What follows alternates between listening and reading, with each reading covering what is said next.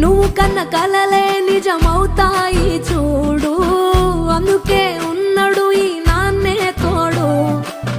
దశరథ మహారాజే నాన్నై పుట్టాడు, నువ్వు రాముడంత ఎదగరనేడు.